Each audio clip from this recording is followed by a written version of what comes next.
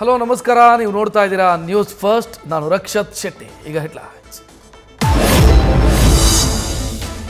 School fees ಕಟ್ಟಿಲ್ಲ, ಮಕ್ಕಳಿಗೆ ಪ್ರತ್ಯೇಕವಾಗಿ ಕೂರೋ ಶಿಕ್ಷೆ, ಪರೀಕ್ಷೆ ಬರೆಯೋದಕ್ಕೂ ಬಿಡದ ಶಿಕ್ಷಕರು.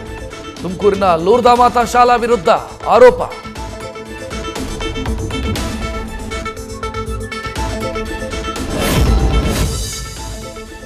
ಗ್ಯಾರಂಟಿ ಹಣ ಬರ್ತಿದ್ರೆ ಮನೆ ಖರ್ಚಿಗೆ ಬಳಕೆ ಆಗ್ತಾ ಇತ್ತು, ಬಡವರು ಬದುಕ್ತೀವಿ.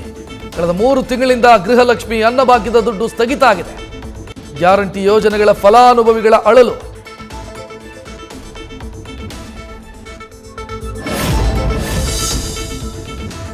ಸದ್ಯದಲ್ಲೇ ಗೃಹಲಕ್ಷ್ಮಿ ಹಣ ಬಿಡುಗಡೆಯಾಗುತ್ತೆ, ಯೋಜನೆಯಲ್ಲಿ ಬದಲಾವಣೆ ಇಲ್ಲ. ಗೃಹಲಕ್ಷ್ಮಿ ಯೋಜನೆಯಲ್ಲಿ ಹಣ ವಿಳಂಬದ ಬಗ್ಗೆ ಕಾಂಗ್ರೆಸ್ ಸಚಿವರು ಶಾಸಕರ ಪ್ರತಿಕ್ರಿಯೆ.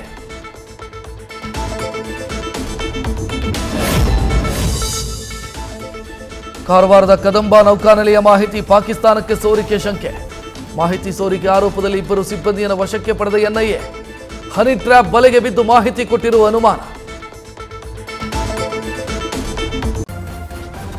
ನ್ಯೂಸ್ ಫಸ್ಟ್, ನಿರ್ಭೀತಿಯಿಂದ ನಿಮ್ಮ ಪರವಾಗಿ.